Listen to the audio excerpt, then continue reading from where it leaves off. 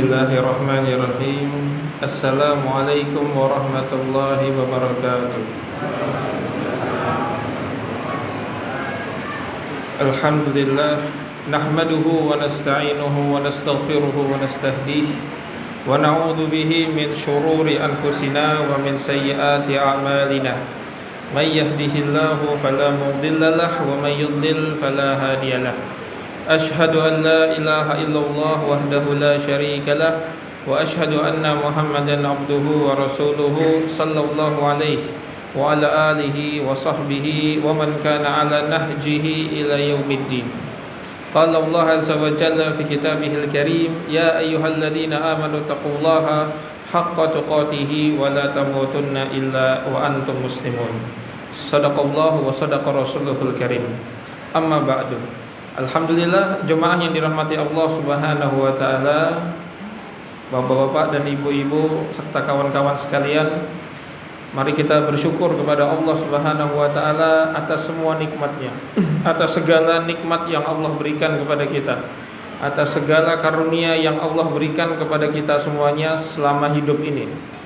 Dan di antara nikmat yang terbesar yang Allah taala berikan kepada kita adalah nikmat iman. Nikmat iman adalah nikmat terbesar yang Allah berikan kepada kita. Nikmat iman ini, jemaah, itu adalah nikmat yang Allah berikan kepada kita sebagai tanda Allah Ta'ala cinta kepada kita. Tanda bahwasanya Allah Ta'ala cinta kepada kita adalah ketika Allah Ta'ala berikan kita nikmat iman. Apa buktinya bahwasanya Allah itu cinta kepada kita dengan memberikan nikmat iman ini? Buktinya adalah Allah berikan nikmat iman itu kepada kita tanpa pernah kita minta. Ini coba direnungkan baik-baik. Ini pernah nggak sebelum kita tuh, ini bagi yang mu'alaf ya, bagi yang mu'alaf, pernah nggak sebelum jadi masuk Islam itu kita minta nikmat iman? Pernah nggak? Tidak pernah. Kita yang berhijrah, sebelum berhijrah, sebelum kenal agama Islam, sebelum kenal syariat Islam, pernah nggak kita minta nikmat iman? Tidak pernah. Kalau nikmat duit setiap hari kita minta. Kalau nikmat harta, nikmat sehat, oh itu setiap hari kita minta. Nikmat afiah, keselamatan, wah itu tiap hari kita minta. Tetapi untuk nikmat iman ini, itu nikmat yang Allah berikan kepada kita tanpa kita pernah memintanya. Gak pernah kita meminta. Kalaupun ada orang yang meminta tambahan nikmat iman, itu setelah dia beriman. Dia beriman, dia masuk Islam atau hijrah, kenal dengan agama, kenal dengan Allah, baru minta nikmat iman. Ya Allah, ternyata iman itu nikmat. Tolong teguhkan saya, istiqomahkan saya dalam iman ya Allah. Nah, itu dia minta setelah apa? Setelah beriman. Setelah Allah berikan dia nikmat iman. Sebelum beriman, sebelum iman menyapa dalam hati, pernahkah dia minta nikmat itu? Tidak pernah. Tidak pernah. Makanya nikmat iman itu adalah bukti bahwasanya Allah cinta kepada hambanya. Nabi SAW bersabda, innallaha yu'til imana liman yuhib wa liman la yuhib. Walakin la innallaha yu'tid dunya liman yuhib wa liman la yuhib. Walakin la yu'til imana illa liman ahabba.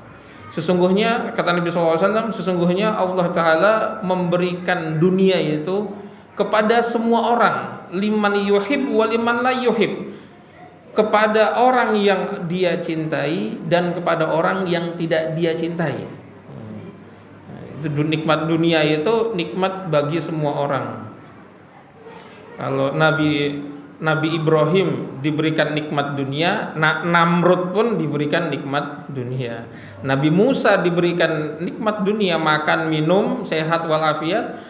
Fir'aun pun diberikan nikmat dunia. Nabi Muhammad SAW diberikan nikmat dunia, nikmat sehat, nikmat afiat, nikmat makan, nikmat istri.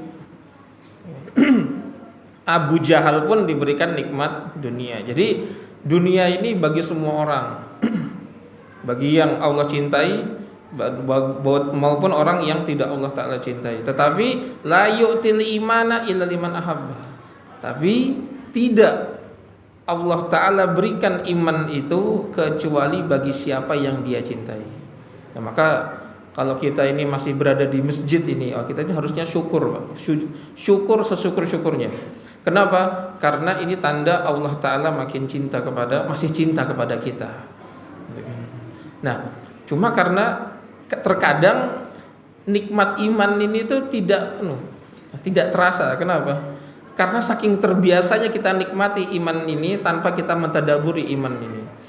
Kita menikmati sebuah nikmat tanpa ditadaburi, tanpa direnungi, itu membuat kita tuh tidak bisa bersyukur dengan nikmat tersebut.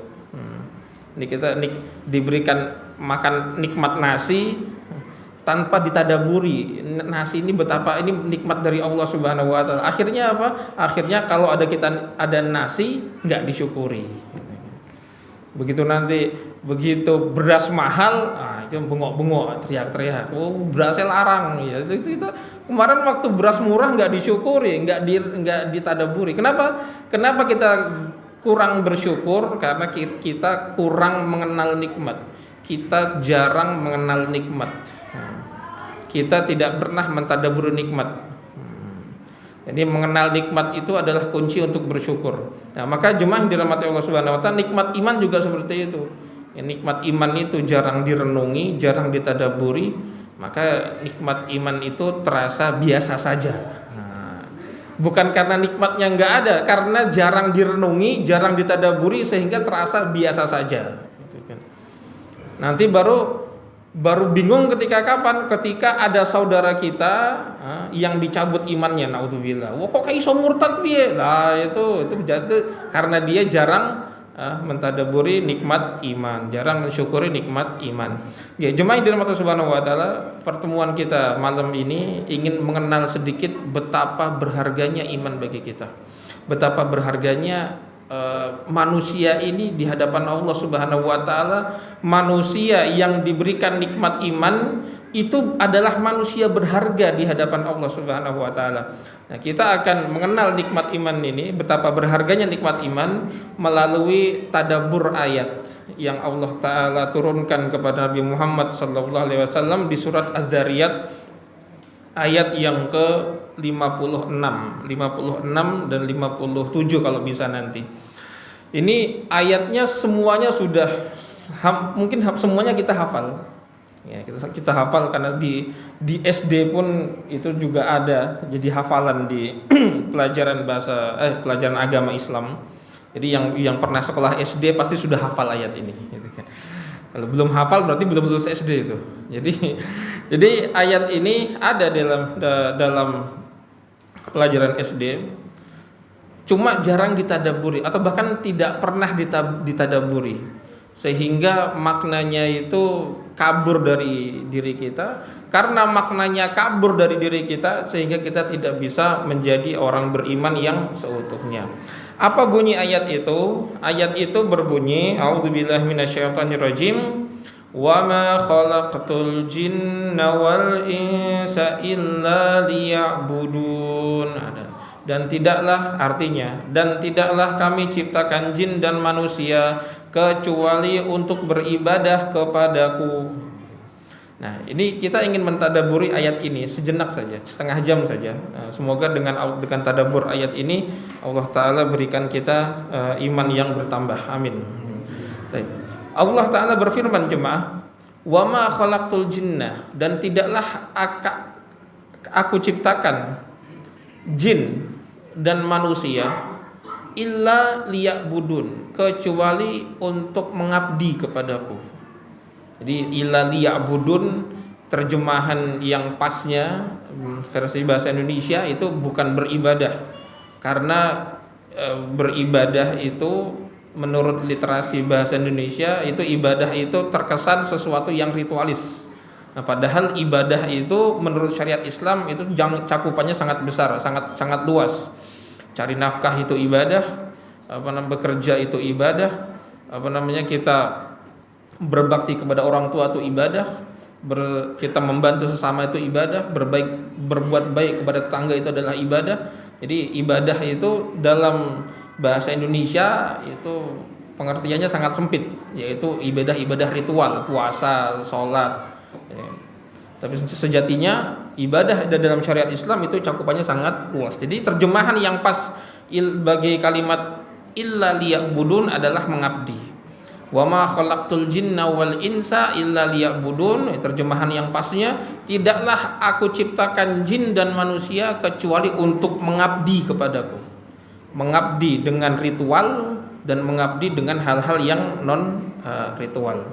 Nah, jemaah yang dirahmati Allah Subhanahu wa taala, ayat ini menegaskan kepada kita bahwasanya Allah Subhanahu wa taala tujuan dia menciptakan kita manusia dan juga jin itu cuma satu tujuan, yaitu apa? Untuk mengabdi, untuk ibadah kepada Allah Ta'ala, untuk menggunakan semua nikmat yang Allah berikan kepada kita dalam ibadah, bukan untuk hal yang lainnya. Konsekuensinya apa jemaah? Ketika Allah Subhanahu wa taala menciptakan kita untuk beribadah, untuk mengabdi kepadanya, konsekuensinya apa? Konsekuensinya ada dua minimal. Ada dua. Konsekuensi yang pertama adalah bahwasanya manusia itu kemuliaannya ada pada ibadah. Selama manusia itu masih mau ibadah, dia masih dianggap mulia. Kenapa? Karena dia masih mau menjalankan tujuan dari penciptaan dirinya. Karena di dunia ini jemaah, di dalam hidup ini itu ada satu hukum yang berlaku. Apa itu hukum yang berlaku? Bahwasanya sesuatu itu diciptakan dengan tujuan. Dan sesuatu itu masih berharga ketika dia bisa menjalankan tujuan dari penciptaan dirinya. Ini hukum yang berlaku dalam hidup ini dan berlaku untuk semuanya tanpa terkecuali. Contohnya kipas angin. Nah, kipas angin itu di atas kepala kita ini muter-muter ini. Kipas angin itu kan diciptakan. Sesuatu yang diciptakan pasti ada tujuan dari penciptaannya.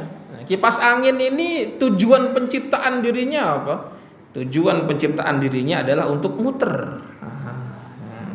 Jadi kalau kipas angin tuh muter-muter terus ya jangan diprotes. Nah, itu gitu. Kipas angin kok muter terus nggak bisa macul? Ya bukannya nggak bisa. Memang penciptaan dirinya itu untuk muter. Disetting dari pabriknya untuk apa? Untuk muter. Ya, supaya memberi kesejukan bagi orang-orang di bawahnya. Kipas angin ini, Pak, selama dia masih muter, mau menjalankan tujuan dari penciptaan dirinya, dia masih berharga. Dia masih kita muliakan, kita rela dia di atas kepala kita. Dan dia masih berhak untuk dibela. Kenapa? Karena dia masih berfungsi. Jadi kalau ada anak kita punya anak, ya lagi anaknya ini ngambek, lagi ngambek karena nggak dikasih main HP sama bapaknya. Ya, anak kita ngambek akhirnya ngambil genter, ngambil kayu, ngambil bambu, kipas anginnya jadi bahan pelampiasan, dioprak-oprak, prok, gitu kan. Kita melihat anak tersayang kita sematawayang itu ngoprak-ngoprak, ngepiok-ngepiok kipas angin. Apa yang kita lakukan? Pasti kita bela dia. Kita bela. Ojo le. Tapi wis kadung ngambek, udah terlanjur ngambek anaknya, akhirnya dia emoh, tak gepioke. Akhirnya kita naikkan nada suara kita. 5 oktav, ojo le, itu kan nanti kan. Kalau anak kita sudah terlanjur ngambek ya, gepiok tak gepiok wae, pilih gepiok apa HP, nah dia minta HP dia. Ya kita naikkan suara 12 oktav. Ojo le. Nah, sambil dijewer sih tek. Nah, atau ditutuk ndase sithik tek gitu. Nah, gitu. Ya anak kita nangis. Nah, anak kita nangis. Kenapa? Karena kita membela kipas angin. Nah, jadi maju tak gentar membela kipas angin. Jadi anak semata wayang nangis ben ora apa-apa. Yang penting kipas anginnya aman, yang penting kipas anginnya aman. Kenapa kita rela untuk membuat nangis anak kita, membuat sakit hati anak kita demi untuk kipas angin? Kenapa? Karena kipas anginnya masih berfungsi. Masih berfungsi dia.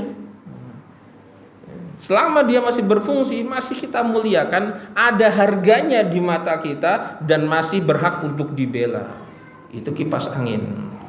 Tapi kalau kipas angin itu Pak, itu kalau diputar, dicetek ke angka 1, cetek kan, ngeden dia,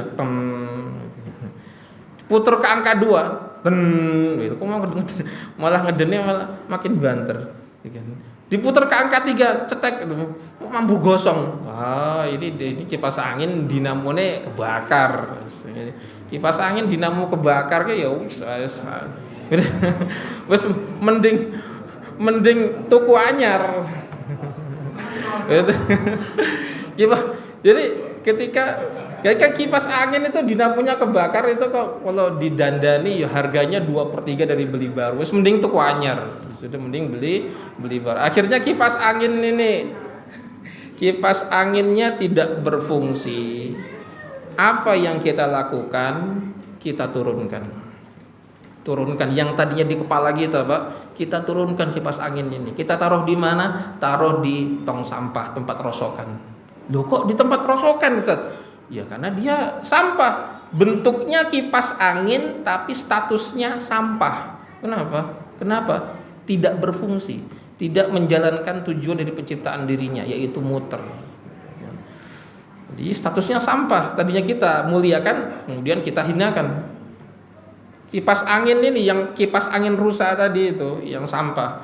Anak kita datang, ditarik kipas anginnya, ditarik ke sana sini, ditarik ke sana, tarik ke sini, digepiok-gepiok kipas anginnya. Tetangga kita ngelihat, loh Ustadz Pak, kok anak sampean tuh kok ngepiok-ngepiok kipas angin, sana sini kipas anginnya. Apa jawaban kita? Wes ben, penting ora nangis. Udah biarin orang kipas angin rusak di geret-geret sana ora apa-apa, wis penting anakku ora nangis. Nah, tadinya kita membela kipas angin, kita rela membuat anak kita nangis demi kipas angin. Ketika rusak kipas anginnya, kita rela untuk membuat kipas angin itu rusak demi anak kita enggak nangis. Jadi itu jemaah yang dirahmati Allah Subhanahu wa taala. Ini hukum berlaku bagi semua benda tanpa terkecuali. Kipas angin kayak gitu, motor seperti itu, HP juga seperti itu, berlaku hukum itu. Selama dia masih berfungsi, artinya dia masih berharga, masih ada harganya, masih mulia dan berhak untuk dibela. Tapi kalau sudah rusak, nggak berfungsi, nggak bisa menjalankan tujuan dari penciptaannya, itu statusnya sampah, tidak berharga dan tidak berhak untuk dibela. Itu hukum yang berlaku bagi semua benda di dunia ini. AC, speaker, lampu, jendela, kaca, semua seperti itu. Termasuk manusia. Tanpa terkecuali manusia juga berlaku hukum ini, jemaah yang dirahmati Allah Subhanahu wa taala. Manusia itu baru ada harganya, berharga di mata Allah Subhanahu wa taala kapan? Ketika dia mau menjalankan tujuan dari penciptaan dirinya. Apa itu? Apa tujuan penciptaan manusia? Untuk cari duit? Bukan. Untuk bangun rumah? Bukan. Untuk bangun perusahaan? Bukan. Apa tujuan penciptaan manusia? Untuk mengabdi kepada Allah Subhanahu wa taala. Dengan ritual, dengan kegiatan ritual ataupun kegiatan-kegiatan non ritual. untuk ibadah kepada Allah Subhanahu wa taala. Ini manusia berharga di mata Allah Subhanahu wa taala. Karena dia menjalankan tujuan dari penciptaan dirinya, yaitu ibadah. Makanya kalau ada orang ibadah tuh jangan diprotes. Oh, itu yang masjid sedino peng limo. Ini orang mabuk agama. Loh, kok mabuk agama? Loh, ini kita sehari 5 kali, kita tuh laki-laki itu disetting ya, diciptakan oleh Allah Ta'ala untuk ke masjid sehari 5 kali kalau nggak punya udzur. Sujud di masjid sehari 5 kali. Itu manusia, seorang laki-laki muslim diciptakan untuk itu.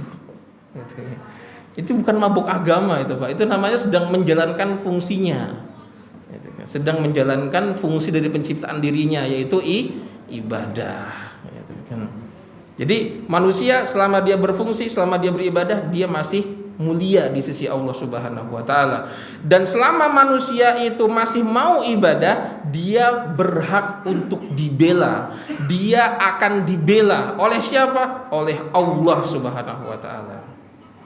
Dalam sebuah hadis yang sahih, Nabi SAW bersabda, hadis yang qudsi, "Man 'adali waliyan faqad azantuhu bil harbi." Kata Allah Subhanahu wa taala melalui lisan Nabi SAW, "Man 'adali waliyan faqad azantuhu bil harbi." Siapa yang berani memusuhi waliku, siapa yang berani mengganggu waliku, azantuhu bil harbi, aku umumkan perang sama dia. Wah, itu wali Allah tuh siapa tuh, Pak? Yang namanya wali itu siapa tuh? Wali itu bukan orang yang bisa terbang, bukan. Jadi sing jenenge wali Allah niku sinten? Wali Allah itu adalah orang yang telah sempurna menjalankan tujuan penciptaan dirinya. Nah, itu namanya wali. Wali itu adalah orang yang telah menjalankan tujuan dari penciptaan dirinya dengan sempurna, yaitu ibadah. Ya, karena ibadah manusia ini bermacam-macam, bertingkat-tingkat. Ada yang sempurna seperti para nabi dan para wali, ada yang ya sepertiganya, setengahnya, atau yang separuhnya, atau bahkan nggak ada sepersepuluhnya, atau nggak bahkan 0,0 sekian persen dari derajatnya para nabi. Jadi makin sempurna ibadah seseorang, makin sempurna pengabdian seseorang kepada Allah Ta'ala, itu makin berharga, makin mulia. Dan yang paling mulia adalah para nabi dan para wali. Jadi orang-orang yang berfungsi, mereka fungsinya sempurna gitu. Jadi para wali itu ibaratnya kipas angin itu ya muternya tuh mantep gitu. Jadi kalau diputer angka 1 langsung wrrr. Ya, sebagian orang tuh kalau sebagian kipas angin tuh berfungsi nggak sempurna. Dicetek angka 1, cetek 3 menit loading, 3 detik loading, baru dia muter. Nah, baru dia muter. Ya seperti itu manusia juga menjalankan perintah Allah seperti itu. Ada orang yang dengar azan Allahu Akbar, langsung grega, matikan semua HP, TV semua matikan, langsung wudu, langsung sholat.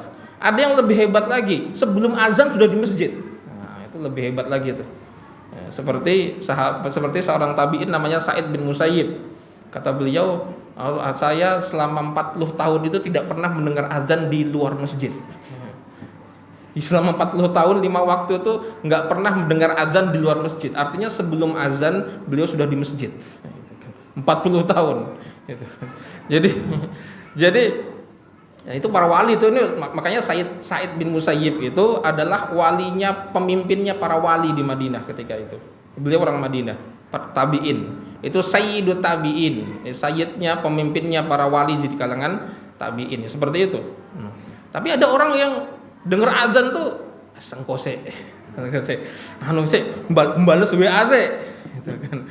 Ada orang yang dengar azan tuh kose, urung komat. Ada orang dengar azan, kose ini kan nanti komatnya jam 5 menit lagi ya. Nanti 10 menit lagi kan itu kan si fulan bacanya lama tuh ya. Nanti saya pas dapat rakaat terakhir enggak apa-apa. Ya. Jadi macam-macam itu namanya tingkat ibadah seseorang, tapi semakin sempurna ibadah seseorang, semakin berharga dia di mata Allah Subhanahu wa taala. Jadi Man adali waliyan faqad adzantuhu bil harbi. Siapa yang mengganggu waliku, aku umumkan perang sama dia. Dibela oleh Allah Subhanahu wa taala. Siapa itu? Orang yang bersedia menjalankan tujuan penciptaan dirinya, yaitu ibadah. Dia mulia dan dia dibela oleh Allah Subhanahu wa taala.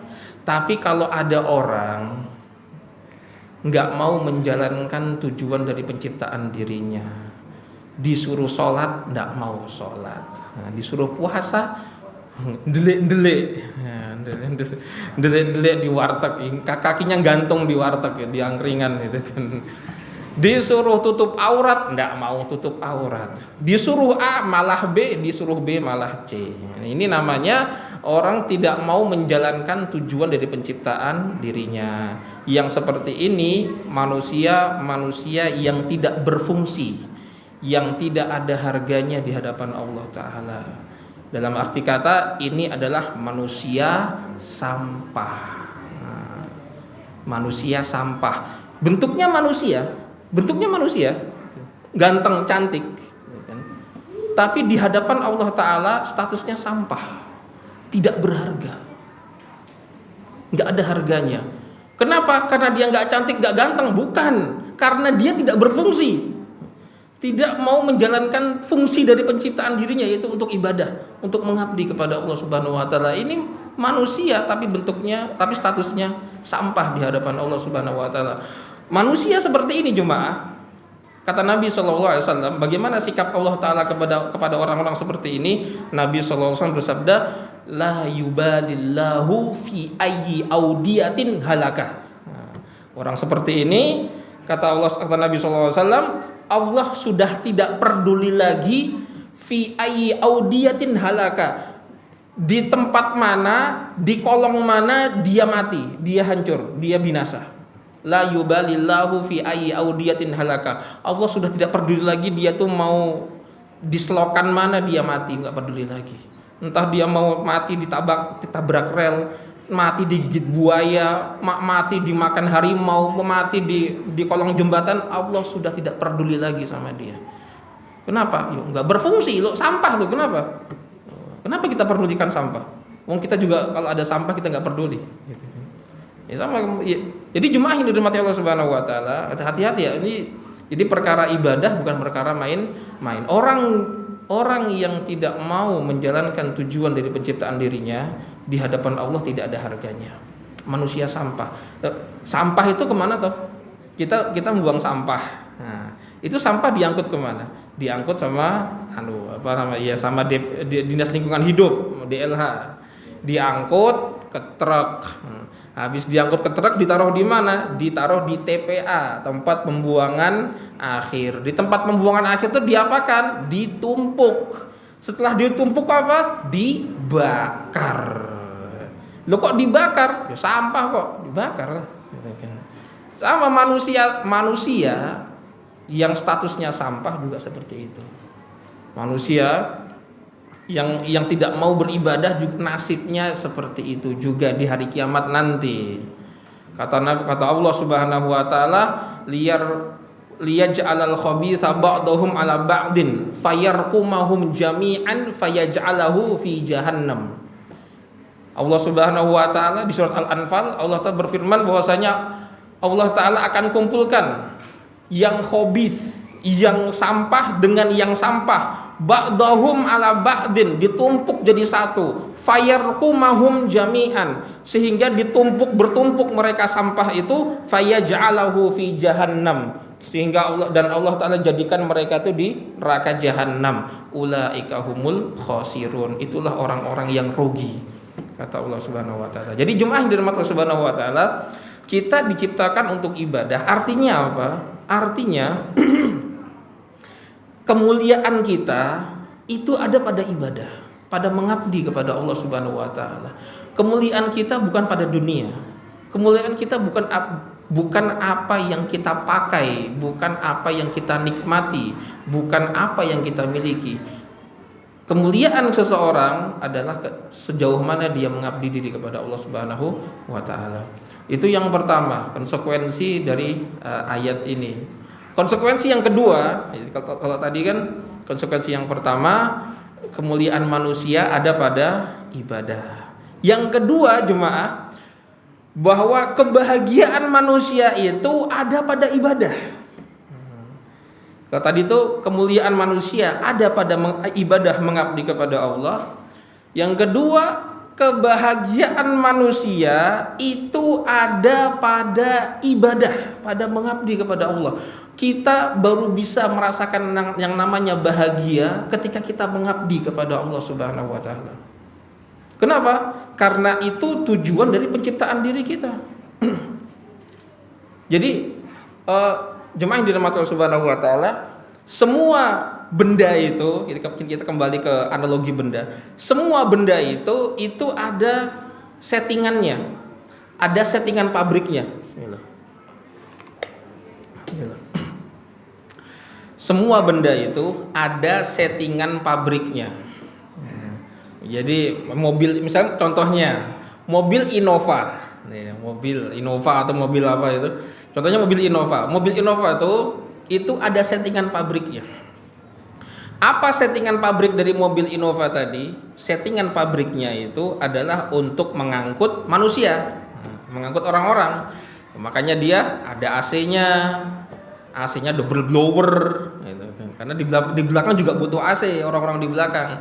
Suspensinya empuk, ada just power steering, power window, reclining seat, wah mantap semuanya. Kenapa kok diberikan semua fitur-fitur ini? Karena settingan pabrik mobil Innova itu untuk ngangkut manusia, dibuat senyaman mungkin. Tapi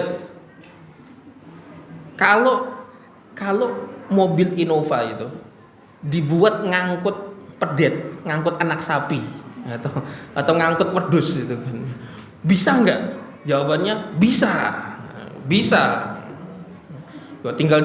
Tinggal dicopot semua bangkunya, dikeluarkan semua bangkunya kecuali bangku sopir. Habis itu anak sapi mau dimasukkan, ya tinggal ditekuk itunya kakinya, masukkan jelek gitu.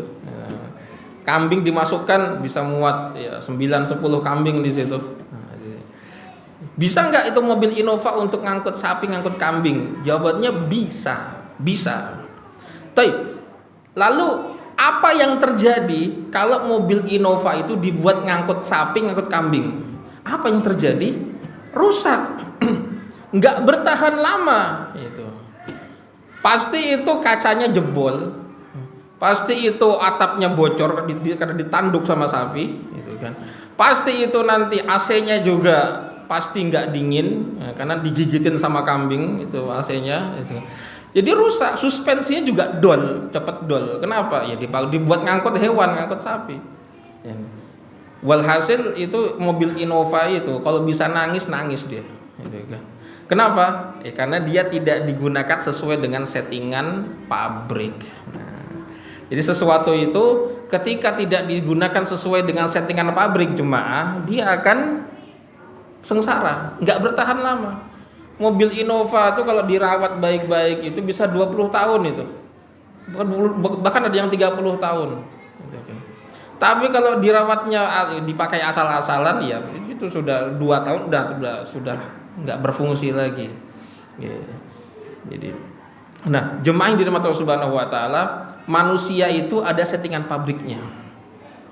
Settingan pabriknya manusia. Apa settingan pabrik manusia ini? Dalam bahasa syariat namanya fitrah. Dalam bahasa Quran, settingan pabrik itu namanya fitrah. Manusia baru dia merasakan bahagia ketika dia berjalan sesuai dengan fitrahnya. Apa fitrah manusia? Apa settingan pabrik manusia? Yaitu untuk beribadah kepada Allah Subhanahu wa taala. Dalam surat Rum, Allah Ta'ala berfirman, fa'aqim wajhaka lid-dini hanifa. Fa'aqim wajhaka, maka hadapkanlah wajahmu, luruskanlah wajahmu lid-dini hanifa, untuk agama yang hanif ini, untuk agama yang suci ini. Agama apa itu? Agama Islam. Artinya ada perintah untuk menjalankan syariat Islam. Fa'akim wajhaka lid-dini hanifa, fitratallahi fataran nasa 'alaiha. Ini mengamalkan agama Islam ini, istiqomah di atas agama yang hanif ini, itu adalah fitratullah, itu adalah fitrah dari Allah, allati fataran nasa 'alaiha, yang Allah Ta'ala fitrahkan manusia di atas fitrah tersebut. Jadi fitrah itu apa? Fitrah itu adalah settingan pabrik nih, bahasa orang awamnya, bahasa yang paling sederhana. Fitrah itu adalah settingan pabrik.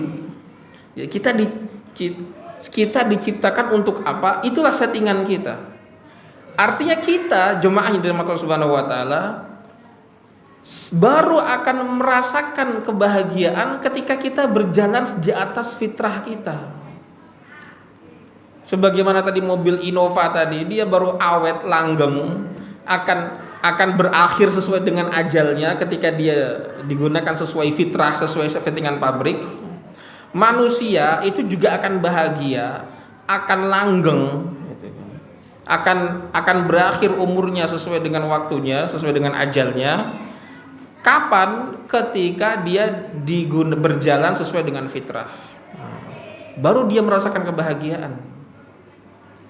Makanya kenapa orang yang tidak taat itu tidak merasakan bahagia? Ya karena dia tidak berjalan di atas fitrah. Ini jadi jemaah yang dirahmati Allah Subhanahu wa taala, ini Allah Ta'ala ciptakan kita seperti ini. Kita ada muka, ada wajah, ada telinga, ada hidung, ada otak, ada hati, ada tangan, ada kaki. Itu disetting oleh Allah Subhanahu wa taala, sujudlah sehari 5 kali. Jadi kita diciptakan dengan kondisi seperti ini, itu settingannya sehari itu sujud 5 kali di atas tanah. Sujud 5 kali. Settingannya 1 tahun itu puasa 1 bulan. Settingannya ini kenapa kita diberikan mata, supaya mata ini digunakan untuk baca Quran. Kenapa kita diberikan telinga, supaya telinga ini digunakan untuk mendengarkan Al-Quran. Kenapa kita diberikan akal, supaya akal ini digunakan untuk berpikir tentang ayat-ayat Allah, tentang Al-Quran. Itu settingan pabrik kita, itu fitrah kita seperti itu. Untuk semua yang Allah berikan itu digunakan untuk mengabdi kepada Allah Subhanahu wa taala. Nah, kita kan enggak, Pak. Kebanyakan manusia itu kan enggak seperti itu. Ini badan, kepala, mata, telinga, 2 mata, 2 tangan, 2 kaki digunakan 24 jam full untuk apa? Untuk cari duit. Digunakan untuk cari duit full 24 jam. Pagi-pagi begitu bangun langsung inget duit.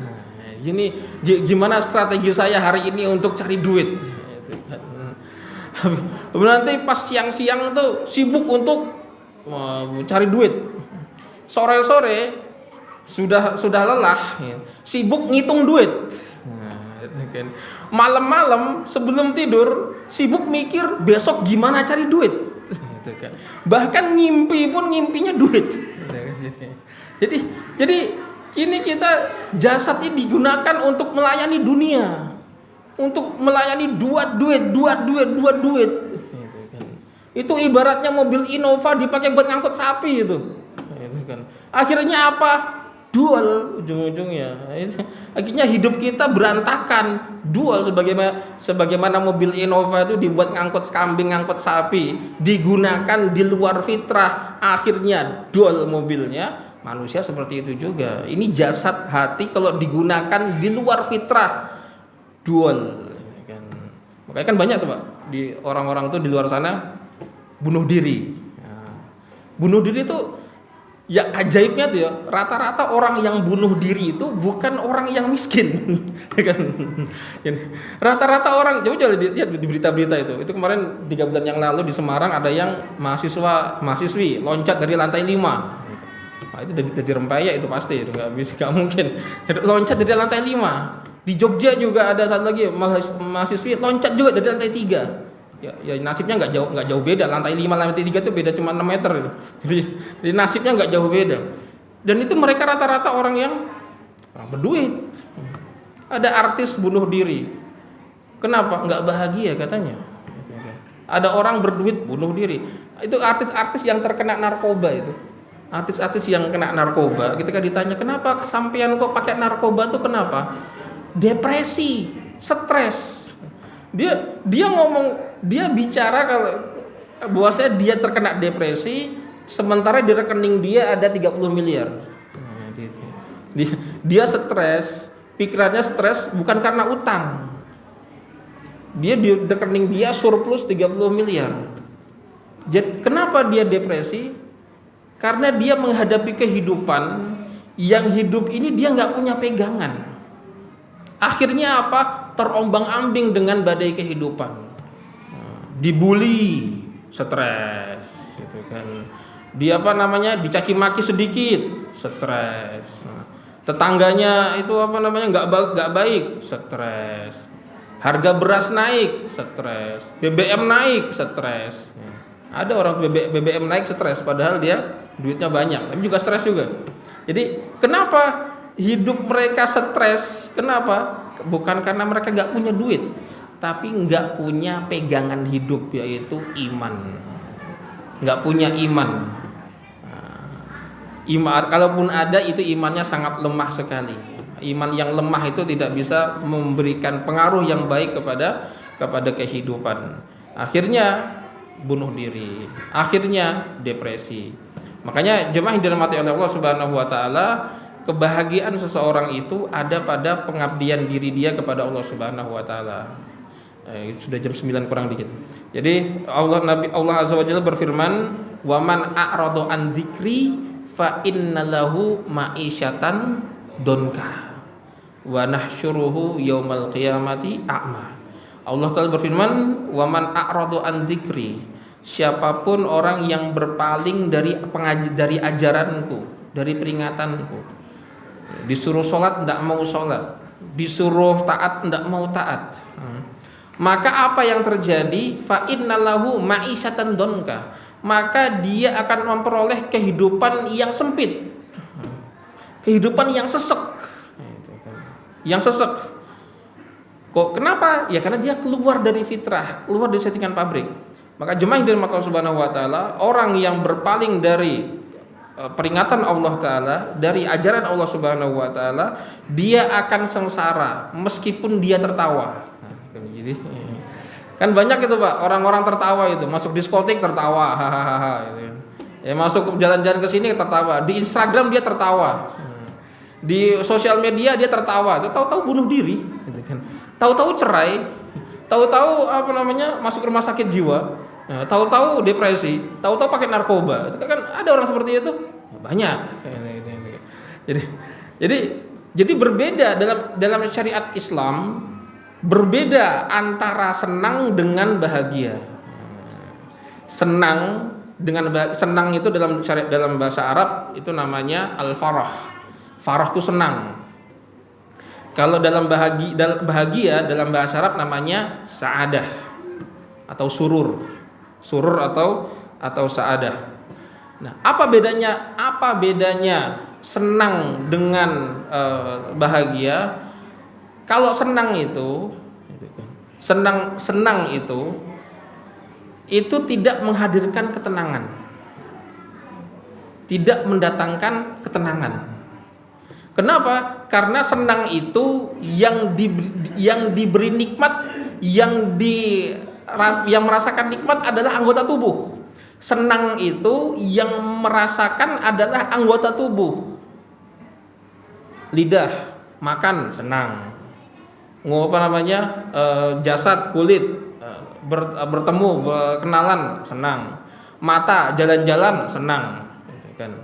Mabok senang. Itu semua yang merasakan itu senang, itu yang merasakan adalah anggota tubuh, dan itu tidak mendatangkan ketenangan.